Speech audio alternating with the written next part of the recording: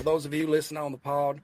Welcome into hour 2. Not sure why you're here, but we appreciate you. All right, moving along to number 4 on the list, Mr. Reliable, kinda, Romeo Doubs. Okay, so Romeo Doubs. I just caught the ball. Now we get to the other receiver from that 22 draft class, Romeo Doubs. In a lot of ways, Doubs is the antithesis of Christian Watson. He might not have that rare top-end speed that drops your jaw, but he's reliable on third downs. He's become one of Jordan Love's most trusted targets, a guy who just has a knack for getting open and making the clutch catches that move the chains. He's now heading into the final year of that 4-year rookie deal he signed in 22. The discussion around Doubs isn't about his talent.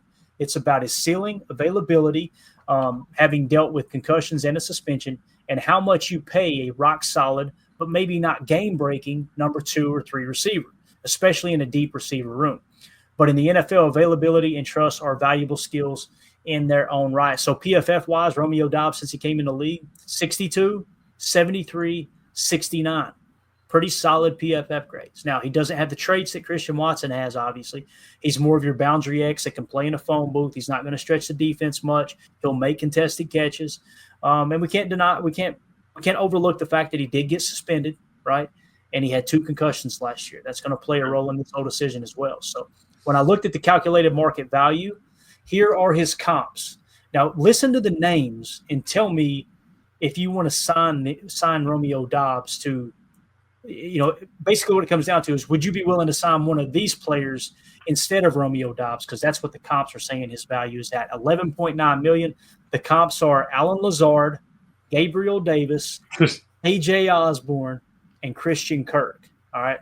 They all got 4-year, $44 million, 3-year, $39 million, 1-year, $4 million for K.J. Osborne. That's a steal right there. 4 years, $72 million for Christian Kirk. All right. Statistical comparisons. If you're sitting there thinking, no, Doubs way better than those guys, this is why we came up with the comps. Okay. Game played percentage. Allen Lazard, 88, Gabriel Davis, 96, K.J. Osborne, 97, Christian Kirk, 93, an average of 94. Receiving targets per game, all right? Their 4 average came out to 5.41 receiving targets per game. Receptions per game, their average came out to 339. Receiving yards per game, their average came out to 45.1. Receiving touchdowns per game, 0.38. Yak per game, 13.4. Drops per game, 0.26, and rating of 65.08. Now, when you look at Dobby, game played percentage is about 6% lower than the 4-player average, right? So that's a minus 6.1 net loss there. Receiving targets per game, he's slightly better at a 5.6 as opposed to a 5.4. He's slightly better in receptions per game at 3.5 rather than 3.9. Receiving yards per game, he is at 42.5. They were at 45.1, so he loses roughly 6% there. Receiving touchdowns per game, he's at a 0.40. They're at a 0.38, so he gains a little bit. Yaks per game, he loses a little bit. Actually, he loses a lot, a minus 30.8 there with only 9.3 yak per game, and their average is 13.4. Drops per game, he's at 0.33. They're at 0.26. And then, of course, the rating comes out to a 65.08. His rating, a 69.1. So essentially what you've got is a median prime percentage change of minus 1.32, an average prime percentage change of minus 6.38. So I know there's people going, Doubs is better than those guys. All of the comps suggest he's not. And I know that's kind of tough for us as Packer fans who love Romeo Doubs to accept, but those are the numbers. Numbers don't care about my feelings, your feelings, anybody's feelings, So essentially what you got is a calculated market value of 4 years, $47.7 million at 11.9 annual. My verdict is pass. All right. Doubs isn't going to break the bank. His consistency and chemistry with Jordan Love have been vital to the offense. He's earned a second contract, and it should be at a fair market price, reportedly at $11.9 million per year. But I would rather give that contract to Christian Watson once he's proven his recovery from knee surgery, while moving forward with Jaden Reed, Matthew Golden, and Savion Williams. So I'm out on Dobby at $11.9 million. I want to know what the chat thinks, and we'll go around the horn here. Emilio, you go first. How do you feel about Dobby at $11.9 million on 4 years? Yeah, at $12 million for him, it's kind of tough. The only thing holding on to me that would maybe say pay him would be his connection with Jordan Love, just how much they've worked together. How, if Jordan Love says, hey, I really want him here, maybe they work something out. Maybe they get him in at, 8 or 9, but at 12, I don't know. And I have to see it this year. I mean, if he can stay healthy this year, all right, let's talk about it. But I just feel bad about the concussions. If those come back, that could be an issue. The only thing holding him here is that connection with Jay Love that I think that you may pay a little bit extra for if your quarterback really wants him. But right now, I think I would have to pass on that. Yeah. Tim, what do you think, Bob? Oh, I hate this. Because, Rome's my dude. I'd like to see him stay. But when you talk numbers like this, we saw this coming years ago, right? We knew we weren't going to be able to keep him and Scoot. It was going to be a one or the other scenario at a certain point. And now with, Matthew Golden and Savion Williams in the fold, I personally think we're going to see Tay Wicks take a step forward this year. We talk about Jaden Reed. We've got talent in this room. So I think I'm going to have to reluctantly agree with you. Now, unless, Rome's willing to, take slightly below market value to stay in Green Bay. Right. But I think I'm with you, Clay. I think you're going to have to pass. I mean, basically that's what it is. It's between him or Scoot. Right. And despite him being one of my favorites, man, it's just going to be tough to keep him at that cost. It's also like, which injuries are you more, right, willing to deal with, right? Rather than, are you okay with, a second reoccurred concussion? Are you okay with a couple freaks that Christian has had? And, who do you think is going to be growing after those injuries? I still would put my money on Scoot right now. Yeah, that's me. Fair. If Romeo was the only one up for a contract, I might feel a little different. But yeah, I'm choosing Christian over him personally.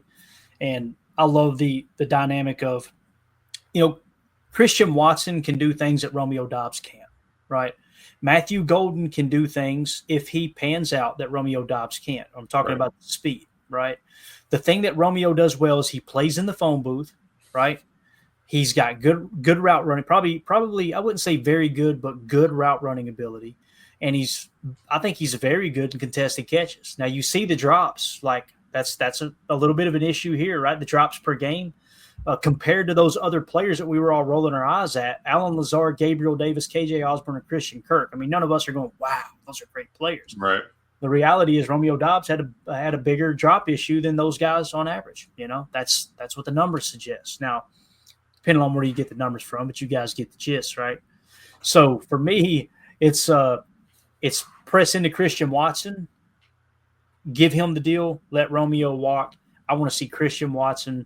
I want to see Jaden Reed. I want to see Matthew Golden on the field. And then you let Tay Wicks and Savion battle it out for that backup F, backup X, and, of course, Z. You can move those starters around a little bit, kind of fill that role. So 2-0 for this in the chat says, Doubs is my favorite player on the roster, not named Jordan Love. Tim, I could feel the anxiety in your sigh because we both love Romeo Doubs. I love the quiet type like that. Like the dude is kind of a little bit awkward where it's like you could tell he's not comfortable around people. I would much rather have that than someone who's just always out there in front of a microphone trying to give somebody a soundbite, So true. And he's a total pro when he's inside the facility, man. Real good work ethic, laser focused. And you see him come out of his shell a little bit. If you guys make it up to camp this year, you keep your eye on 87. I mean, when he's out there with his teammates, it's a whole different story. Yeah, you're right. He's not the most boisterous guy or whatever, and he's pretty shy when he's off the field. But when you see him doing his thing, man, there's a lot of reasons to respect him. And it's sad. He is one of my favorite receivers on this team. But it is a business at this level, and tough choices have to be made. And I think we might be right with this one. It might be time to move on. There you go. Blake B in the chat says concussions with Rome scare me, as do they with me, man. United Bates, I'm a Dobbs fanboy, so got to support him, LOL. So Bates is right there with us, Tim. Ed Madden, Dobbs has reliable hands and chemistry with Love. That chemistry is a real thing. There's no two ways about that. Like I said, that's what's hanging me up. And the other, looking at Allen Lazard, Christian Watson can step down into the wing and dig him out. Like Lazard, we don't see Dobbs doing that all the time. Right. Not that he can't, but it's just not something that we ask him to do. He just doesn't have the body for it. Right.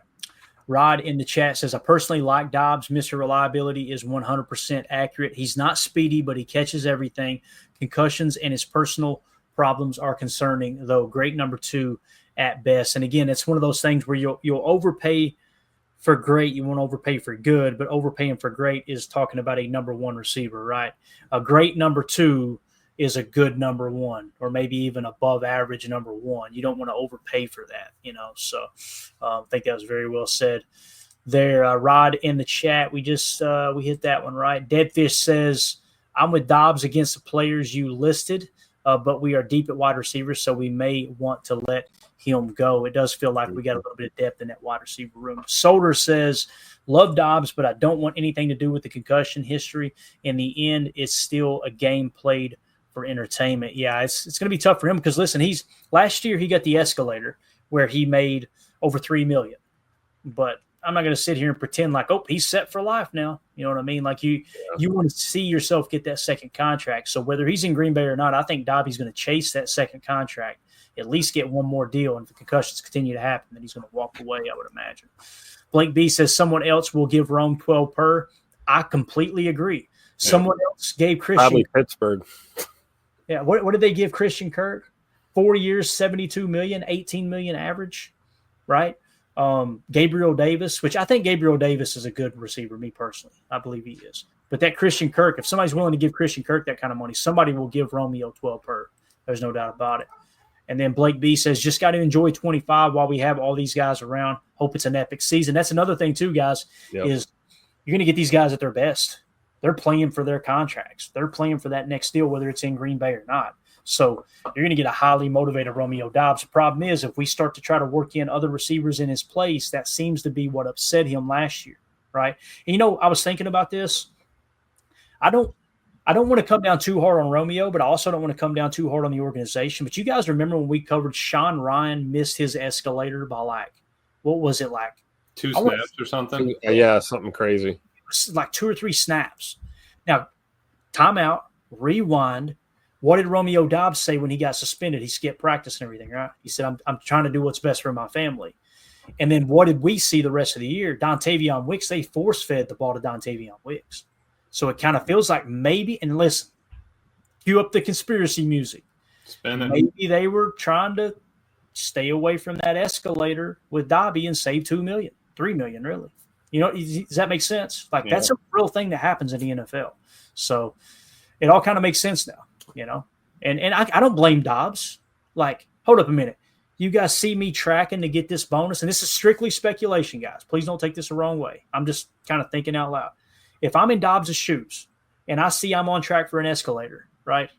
And then all of a sudden they come out, the week that I'm set to hit it or closing in on it, right, at the pace I'm going, and they go, hey, look, we're going to change things up. We want to try Dontavion at the X. Dobbs, you're going to come in off the bench. Let's assume that conversation happened. I would be mad too. I'd be like, hold up a minute. You're literally trying to take money out of my pocket here, And I don't think anybody's going to stand on the table and vouch for Dontavion Wicks as if he has better hands than Romeo Dobbs. We've seen last year he doesn't, So I don't know if all that makes sense or not, but that didn't expect it to go down that road, but here we are. Yeah, I think you're spot on there, Clay. It's kind of tough. Yeah. Yep. All right, moving along. Number 5, Zafam in the chat. We got the wild. No, he's watching Pat Mahomes highlights right now.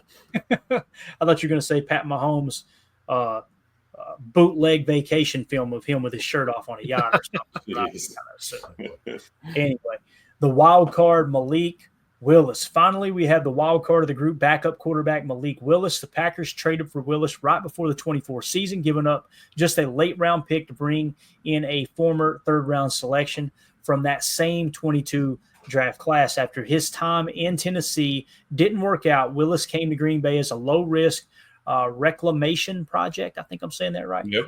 All the physical tools you could want in a modern quarterback, a live arm and elite athleticism. Again, that was a 7th-round pick we traded for him. He's now the established quarterback 2 behind Jordan Love, and 2025 is the final year of his rookie deal. The question for the Packers is pretty straightforward. What is the long-term plan for the most important backup position on the roster? Has Willis shown enough to prove he can be the steady hand if Love were to miss time? or do they let him test free agency and bring in a different player to compete for that roster spot? As you guys can see, in Tennessee, 51 PFF grade. Then he falls to a 45. He gets with Matt LaFleur, 70.3. And I love how Matt LaFleur just literally molded the game plan in week 2 and 3 to fit Malik Willis perfect. Me and Emilio seen it firsthand in Nashville. Malik Willis looked so comfortable in that game plan they put together. If I remember correctly, too, I want to say it was kind of a short week for him, too. He only was there for like 2 weeks, I think. Barely. Like, I mean, you got to think they went into that, and Matt probably was like, "Hey, what do you feel comfortable running? What sets do you like? What kind of looks do you like? Let's put together a game plan tailored around our quarterback because he's our starter, like out of the clear blue sky due to unfortunate circumstances." And I think it's a testament to not only Malik Willis and what he brings to the table, but Matt LaFleur and his ability to just grab a new quarterback and put him right into the lineup there and secure some wins for us. It was great. Yeah. Mm-hmm. I mean, just having that speed is a key factor. So it's like you have that in your back pocket. You have somebody that you have to commit to being able to run the ball, and then it's something else that the defense has to worry about, right? So having that as a backup is perfect. It's also a change of pace backup compared to Jordan Love. Not exactly the same guy. So you can, and if Matt has that, and all right, now we have that in the bag for this year. You have Malik Willis as a change of pace. We can bring that in. If you do go down, all right, we already know what offense we're going to be running with him. And he's totally fine with it. He can throw the play actions. He can run read options. I like having Malik there. I think it's going to be kind of tough, to almost not keep him, but he's going to have to go get his money. Yeah. And he could go somewhere else and compete for a starting job at a handful of other teams. Right. Absolutely. Hilarious, man. The chat is just absolutely on fire tonight. Let's go to it real quick. H.E. Soder says Taylor Elgersma is the backup quarterback solution. Listen, what he did in Canada is pretty wild. Like he put up some crazy numbers. Again, if we're just going to thrust him into the backup role, though, I don't feel comfortable about him. That's your QB1 during the preseason, baby. Let's go. I can't wait to see those reps. AFAM in the chat says open the whole chunk printing press for Malik. Imagine that, right? Imagine that. As somebody says here, 2-0 for this says, haha, speak Willis, and AFAM shows up. There it is. Just popped into the chat, right? Blake B says, Elgersma, do we have to pay tariffs on his contract? Dang. Absolutely awesome. What a job. You win the night, sir. Email me. I'll send you a prize. Great comment right there. You get a mug. All right, moving along here. Verdict, I said pay on a short-term backup level deal if Willis is willing to accept one in the range of $5 to $8 million.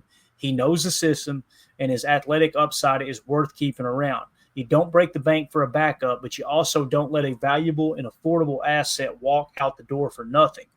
A 1 or 2 year deal feels like the right move for both sides if he does not get approached for a starting quarterback opportunity. That's going to be the big question. Yep. And here's what I'm saying with this, guys. It sounds like I'm kind of straddling the fence. That's not what I'm trying to do here. I'm saying if I was the GM, I would go to Malik and go, hey, what do you think about a 2 year, $16 million deal, right, with $8 million guaranteed? We'll do it right now. We'll sign it. We'll cut you an $8 million check right now. And keep in mind, he's been on a third-round contract, so he hasn't made much money. Right. That's a little bit of that'd be a little bit like, okay, it might perk his ears up a little bit. Now, he may go, nope, I'm hitting the market, right? Now, from his mind's eye and his agency's approach, they've got to look at it like, hey, what if we hit the market and we only get $2 million? We may not sniff $8 million guaranteed. You know what I mean? That's how I would approach it from Goody's standpoint. And if he comes back and says, no, I want $15 million per, ain't doing it. Or, again, $8 million is the most I would go on a backup quarterback. That's just me personally. So what do you guys think about Malik Willis? You doing it or not doing it?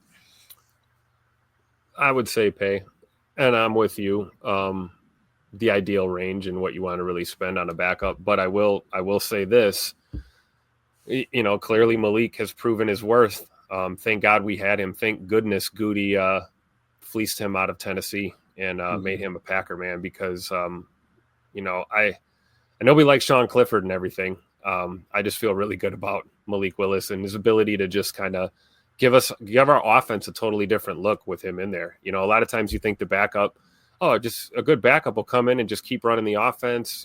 That's true to an extent, but it's also kind of cool when you get a a read option guy like Malik Willis that you can kind of, change up your game plan a little bit and attack teams differently, which allows you to stay creative and be fresh on film. And then your starter comes back and you revert back to maybe what you were doing before. So kind of like what we saw last year, between starts with him and Jordan Love. So I think if he's willing to take a deal like that, that would be awesome. And I say, yeah, absolutely, get it done.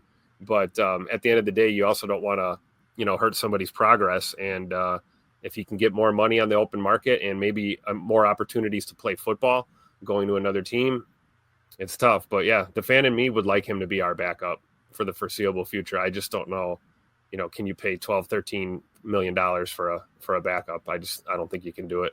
Right. And how do you think he feels on the team that actually took a chance on him and said, Right. hey, I think that you can be something, instead of, what the Titans did to him, poor guy. I mean, they just dragged him through the mud over there and said, all right, yeah, we'll get you for a 7th. Like, we wasted that 3rd rounder on you. Sorry.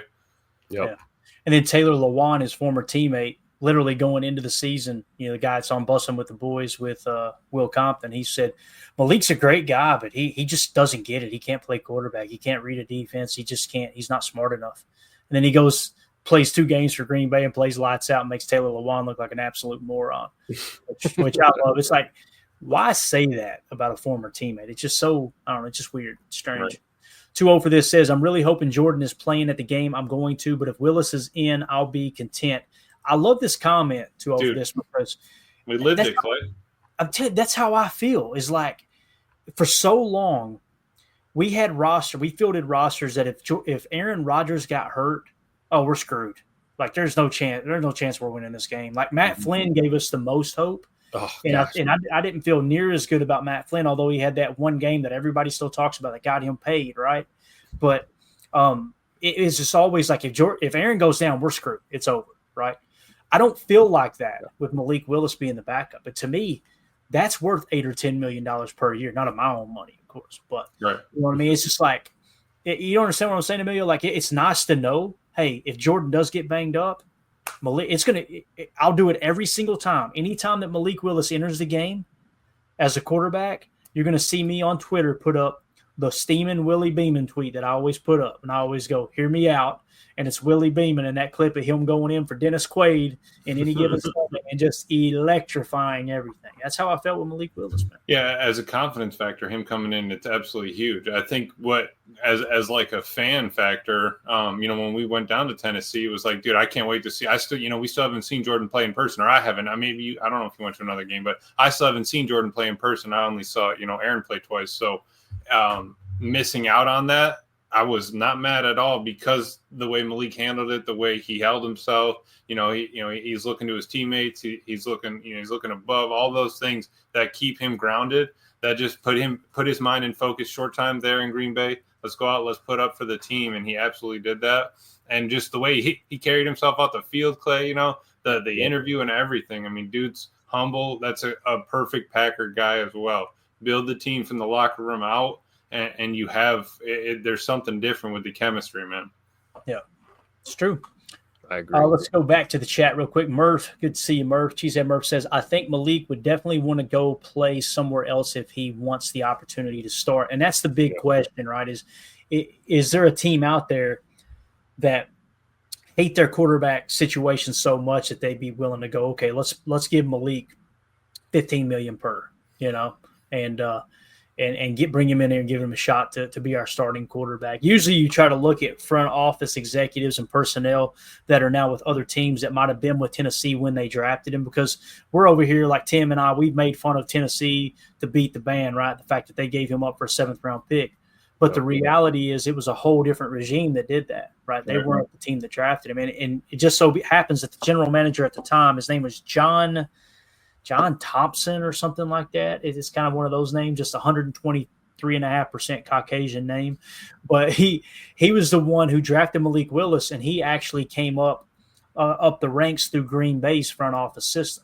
So I firmly believe that when Tennessee was shopping him, Goody reached out to his old friend, whoever that guy was, and said, hey, how did you feel about Malik Willis? Oh, yeah, he's a real deal. They're not using him right. Cool, let's give him a 7th-round pick for him. So there might be another part of that front office executive tree, just like a coaching tree, embedded somewhere else. If we did enough research, we could probably find those teams and go, hey, they might be willing to give him a shot at a starting quarterback spot, because that's kind of how the NFL works, how it unfolds. Yep. Soder in the chat said, how many teams will be looking for a starting quarterback in 26? That will tell if Willis would take $8 million guaranteed. And here's the thing, Soder. The projection right now, we were going to do a college football breakdown tonight, but we don't have time. Probably do it tomorrow. We're just going to give you guys a quick glimpse of, hey, getting ready for college ball. Here are the top prospects, right, that are going to be coming out into the draft next year. So we get a chance to get ahead of the game and say, okay, here's the players you want to look for on Saturdays, right? But just so you know, as it sits right now with the consensus big board, 6 quarterbacks are projected to go in the first round. 6. So that kind of plays into what Soder's saying here, or against what Soder's saying, and gives me a little more hope that, hey, it's going to be oversaturated. Again, the price of a commodity, the price of a good or a service, it isn't determined by what you think it's worth. It's by supply and demand, right? If there's a low supply, there's going to be a higher demand. Therefore, the prices are going to increase, right? It's inflation 101. We're not going to get political. I promise. Somebody went, oh, no, he's going to do it. Not going to do it, all right? But if you've got 6 quarterbacks that are going to be drafted in the first round next year, plus you're going to have a handful of, 2 or 3 free agent quarterbacks that might be better than Malik Willis, chances are that market's not going to be too hot for him. And I guarantee you that's what his agent's looking at too. It's going, hey, you're trying to project the market, just like you're selling a house or anything else, right? Selling a property. What's the market going to look like in 6 months? Do we sell now? Do we sell later? Do we get more aggressive with the price now? Do we wait till later to do that? All those things are becoming a factor. But yeah, Soder, 6 projected first-round picks at quarterback. So for what that's worth. Ed Madden said, as soon as injuries hit at quarterback, teams will be calling, but I wouldn't trade him at all this year. I'm still on that second-round pick, guys.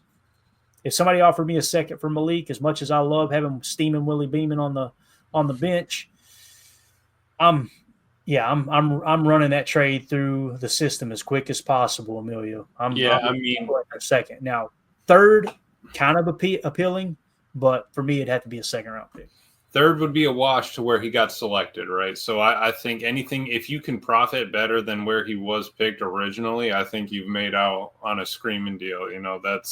That is a fleece that, they won't say that it's a fleece, right? You got a great deal for him, just a second for Malik because the Packers made him look so good, because Matt LaFleur made him look good, and wherever he goes. But yeah, I was listening to Move the Sticks and DJ and Buck. They were talking about those one suit guys, right? You don't need to bring an extra suitcase. You don't need to bring extra pairs of, suits. You are going to be there for one night and one night only, man, and you're getting selected. And he said there's going to be a lot of them in the first round there. So I do think that, having that saturated market could push Malik down. Maybe he does hang out for another year or two. You get him on a cheap, and then that down year, or wherever the down year for quarterbacks is, he can kind of take advantage of it. It's true. I agree. Maybe it wouldn't even take $8 million guaranteed. Maybe $6 million guaranteed does it, depending on what the market looks like. Right. Anything to keep him around for a couple more years, I'm all for it. Yep. All right, let's go back to the chat real quick and see what everybody's saying. Deadfish says, any guy giving his socks to a homeless man on the street is someone I want on my team. Yep. That video is awesome. And what's so great about that video is he didn't think anybody was looking. This was filmed from like a coffee shop or something, right? Yep. And the guy's like, you could just tell the guy's like, what's that dude doing? Breaks out his camera. Malik Willis at the combine, okay, coming out of college, going to the combine, passes a homeless guy on the streets of Indianapolis, stops, opens up his suitcase, and is giving him clothes out of his own suitcase. Stuff that he was going to use that week of the combine, right? Obviously. I want that dude on my team too. See, y'all going to talk me into $12 million now. That's no problem. Yeah, that's the thing, right? Like TV deals are coming anyway, right, Clay? Don't worry about it. Tim, what did we start the show with, Tim? We're building a team, not collecting talent. That's right. And that's why you look at our backup. I mean, look at Malik Willis. That guy is franchise quarterback material, right? I mean, the guy's attitude, just his whole approach, type of person he is, type of teammate he is, involved in the community, great leader. Yeah, I mean, if you, I don't want to meet the person that doesn't love Malik Willis. I don't want to know who that is at all. Completely agree, man. Completely agree. All right, moving along here. Blake B said, I was at the Matt Flynn game, LOL. I was so disappointed seeing Aaron on the sidelines with a beanie and an AFAM mustache.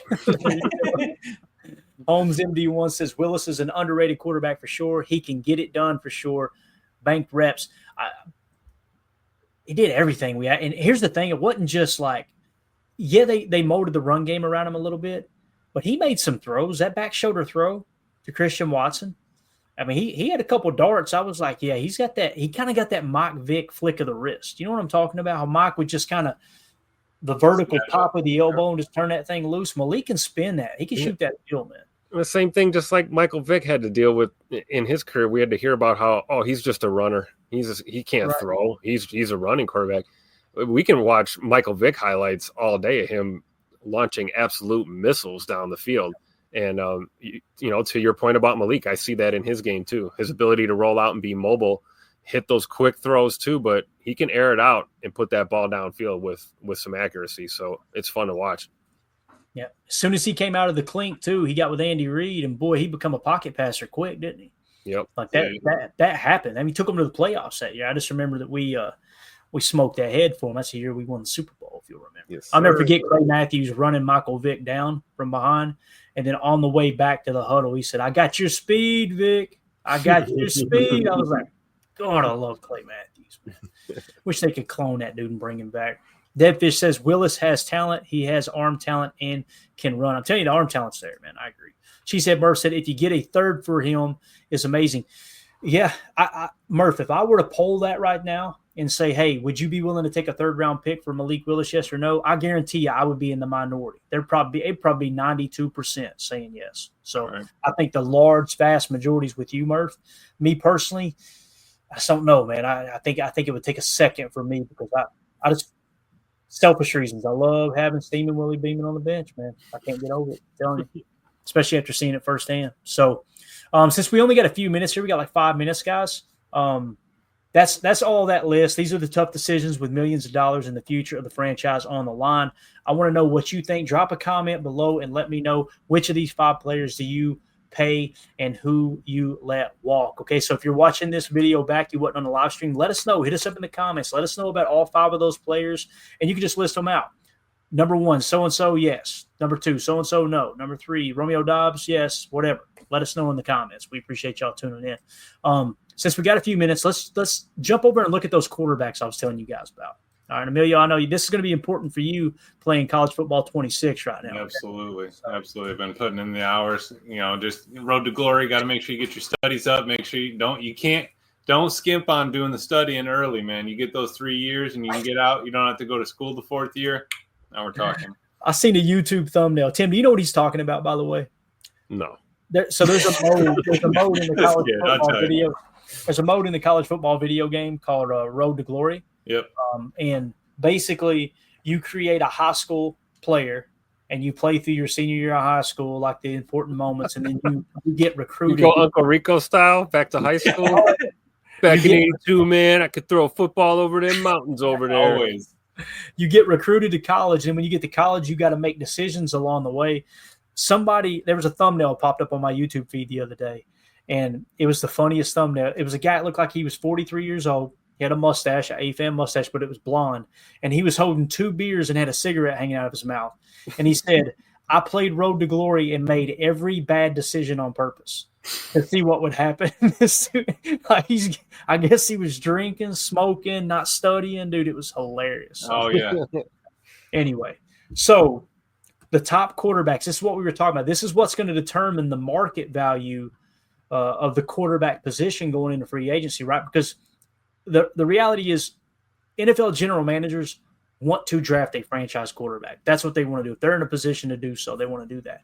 Here are the top quarterbacks according to the Consensus Big Board over at NFL Mock Draft Database as it sits right now on July the 13th, 2025, the year of our Lord here, okay? Cade Klubnik. I've heard some people say Klubnik and Klubnik. I think it's Klubnik out of Clemson. So he's down there with Dabo Swinney. Right now, the Consensus Big Board has him as the number 1 quarterback coming out of Clemson and going number 1 to the New Orleans Saints. Number 2, Garrett Nussmeier, quarterback out of LSU down there with Brian Kelly. He's going number 2 to the Cleveland Browns. So they're going to have Dylan Gabriel, Shedeur Sanders, and Garrett Nussmeier if they were to fall in at number 2 spot and this were to come into play. Number 3, Arch Manning. That's Peyton Manning's nephew. All right, quarterback out of Texas, going number 5 to the New York Jets. Ugh, poor kid. Number 7 on the list is Lenoris Sellers, electrifying. Yes, that's who DJ was talking about. He said this guy will be a 1-2 guy. Let me tell you what, he's got everything. His arm is just as good as his ability to scramble, man. It's unbelievable. So Lenoris Sellers out of South Carolina going number 7 to the Raiders. Number 8, Fernando Mendoza, quarterback out of Indiana, going number 8 to the Indianapolis Colts. That would be electrifying there. Number 13 is Drew Aller, quarterback out of Penn State. He's going number 15 to the Pittsburgh Steelers. Okay, so again, that's 1, 2, 3, 4, 5, 6 quarterbacks projected as it sits right now on July 13th to go in the first round of next year's draft. This is going to shake up, guys. There's going to be a guy or two here that probably falls out of this first-round list, but there's probably going to be a couple guys that climb into the first-round list. Remember Tyler Shuck last year? I know he didn't get drafted in the first round, but he came out of nowhere, which, by the way, did we not call that one? Remember us talking 2 weeks before the draft going, boy, Greg Cosell's raving over Tyler Shuck, and it sounds like front office executives also messaged him after the pod and said, yep, you're spot on. 2 things with that. It lends credibility to Greg Cosell, that he knows what the hell he's doing. So when we talk about him breaking down the tape, please listen, not because we're smart, because he is, but also the fact that he's so plugged in that NFL executives are texting him. Not only are they texting him going, we agree with you, but they're listening to his content, right? Yep. Worth mentioning. But what do you guys think about this at the quarterback position coming into the draft here? Tim, you got anything you want to add to it? If not, Emilio, I know you're fresh off playing college football 26 and already putting your marriage in jeopardy. But what do you guys think about this list? Your wife knew what she was signing up for, right, Emilio? She knew what she was getting. Oh yeah.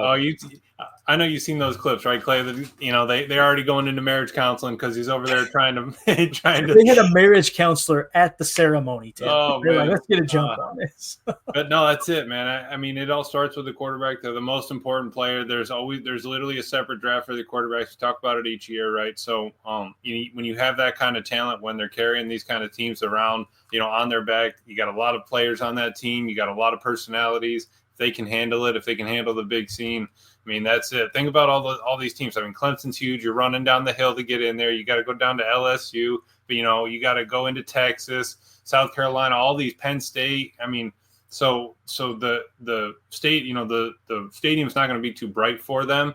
I think it's all going to come down to performance, right? And then how are they able to handle themselves as a personal level? Those interviews that we don't get to see. How do they handle talking to the coordinators? Can they process plays? What are all these things? And I mean, right now, Sellers is the dog. I mean, I think he's going to be big. We're going to see kind of what Manning does, but right now Sellers is the man, and you can basically do whatever you want with him on the game too. I mean, that guy's got it going on. Tim, you got anything to add to this college football quarterback talk here? I'm glad we got it. I mean, I'm glad we got this in because when it comes to Malik Willis possibly signing a little extension with us here, it looks like there's a chance. You're telling me there's a chance. We got some QBs coming into the league here. See? Yeah. AFAM in the chat says Emilio divorced his last wife for accidentally overwriting his franchise mode progress. No, always have a double save. Always have a double save. You can never trust the auto saves. Let me tell you what. I heard it was because she double parked the race car bed and got it towed. Got a boot on it. Actually did go downtown. Clay got a parking ticket, so I don't know what I did wrong there. Thought I entered it all right, but what we're discussing that one currently. But it's a sweet ass bed. It is grandma's boy. I think I'm gonna get a CB radio so I can talk to other race car beds. Exactly. Ed Madden asked a tough question, but which one of these 6 will work out in the NFL? If I had to put my money on one of these 6 making it at the next level, I'm going Arch Manning. Yeah. How do you bet against a Manning? Right. I followed Arch when he got recruited out of high school. I'll never forget this play I saw. They were in an indoor facility. He was working out for scouts, and he took a shotgun snap. And during his drop back, he flipped the ball, spun it completely around twice, and then patted. And when he went to throw, flipped it one more time and just turned it loose on a dime, 55 yards down the field, in stride to the receiver. I went, that's different. Now, Manning's going to talk good about his nephew. Peyton's going to talk good about his nephew. There's no two ways about that, right? But he said, this kid has twice as much arm talent as I ever had. That's coming from Peyton. Now, Peyton's ability to read and dissect the defense is what set him apart. Nobody's arguing with that, right? It's not like his arm talent was Dan Marino talent. It was his mind, his ability to process, and his accuracy was good, right? Arch Manning, I think he's a real deal. Now, here's a little teaser for you guys. I don't want to give away too much information, but little birdie the other day passed wind to me that not broke wind, but pass wind.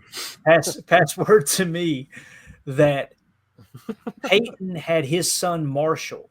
Okay, his son's named Marshall, and he's in middle school, about to go to high school, right? Little birdie told me that Peyton Manning had Marshall touring a school in Chattanooga. I'm going to keep the school nameless right now because I don't want to get anybody in trouble because this is someone pretty high up there. He had Marshall touring a high school, Baylor. I'll just say it. All right. Baylor High School in Chattanooga. Baylor is quickly becoming a pipeline for the University of Tennessee. So and you're going, what does this matter, Clay? Well, who cares? Here's why it's a big deal.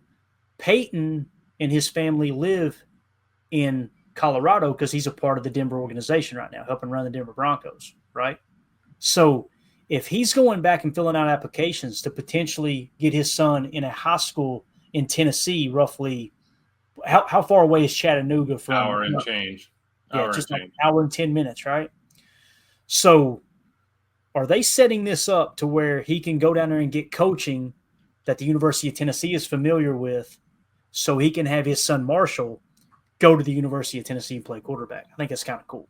So why is this important? Listen, if you care about the history of the game of football, it's important. You had Arch Manning, the grandpappy. He went to Ole Miss, right? And then, of course, Cooper, which is Arch Manning, the grandson who's named after Archie Manning. Cooper Manning got hurt. He was a receiver, really, really good receiver. He got hurt. He had some kind of, I want to say it was some kind of degenerative disease or something that basically ended his football career, right? Well, he didn't get to go and play at the next level. But you had Eli Manning chose to go to his dad's alma mater, Ole Miss. You had Peyton chose to go to the University of Tennessee and write his own story, right? And now you've got Arch Manning, who is at Texas writing his own story, right? And that was Cooper's son. Now you got Marshall Manning, Peyton's son, potentially positioning himself to be in the state of Tennessee and go to the University of Tennessee. It's just cool, man. It's cool. So now, will Marshall be as good as Arch? I don't know. But anybody who, is a little bit older, if anybody who's hearing my voice that's 50 years old, 60 years old, when I say Archie Manning, you go, huh, that dude was a dog for the New Orleans Saints, right?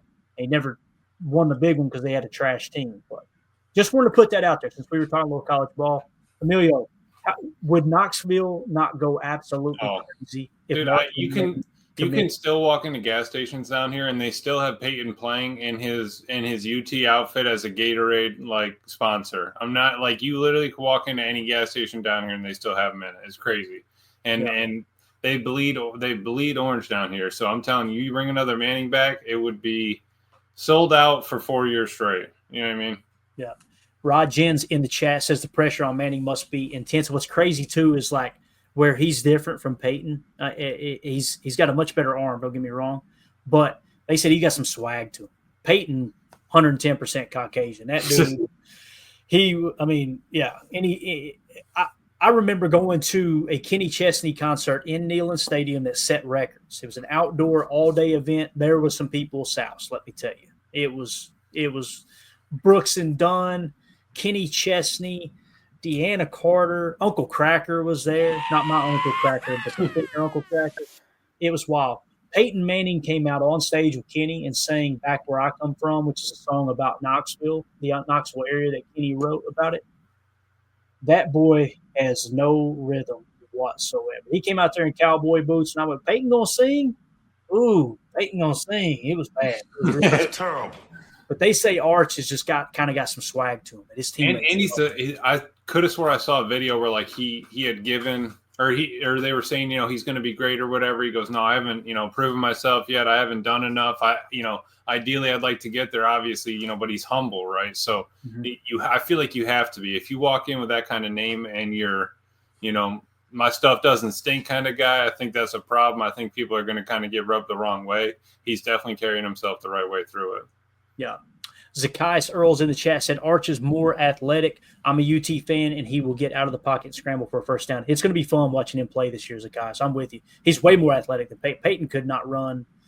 He couldn't run to the mailbox, but boy, oh boy, he can read a defense like the back of his hand. So, all right, we're way over. We got talking a little college ball, got carried away. But I do want to mention this. Nico Iamaleava here, that dude was the #1 recruit in the entire country, right? And look how far he's fallen. He's down to 77 now. He's the guy who entered the transfer portal right the night before the UT spring game. Mm-hmm. His dad is going to cause problems. His dad, Emilio, I know you know all about it. And just really quickly, for anybody who doesn't know, Nico Iamaleava's dad is pulling the strings trying to get these NIL deals for his son and this and that. Boy, NFL general managers are going to go, I don't know if we want to deal with this head case. That's going to be a real thing. I think that's why you see him sinking on the list. And also Carson Beck. Tim, remember we did our college football preview last year? Carson Beck was the top quarterback last year. Georgia. Yeah. And now he's with Miami, and he's down to 141 now. So pretty wild how quickly things change. So, all right, boys, anything else y'all want to hit on before we wrap up here? No, I don't think so. Glad to be back. Missed everybody. Yeah, welcome back, man. Yeah, Appreciate it. Yes. Congratulations. All right, we're out of here, gang. Sorry we went over. Man, we got 250 people in here watching. Appreciate y'all making us part of your evening. If you would, hit that like button. If you're new here, thank you for tuning in to PTA. We go live daily. During the season, we do pregame show, postgame show. We do film study. We're going to do some film breakdown of Edgerrin Cooper tonight, but got carried away. The chat was on fire, so we appreciate everybody hanging out with us. We'll be back tomorrow, 6:30 p.m. Central Time, where we will definitely do the Edgerrin Cooper Chalk Talk, and we'll also get into a couple other topics that we got lined up for y'all. So, Emilio, Tim, thank y'all for your time. As always, let's go out and be the change we want to see in the world, and go Pack Go. Here we go. We're out. Bye, guys.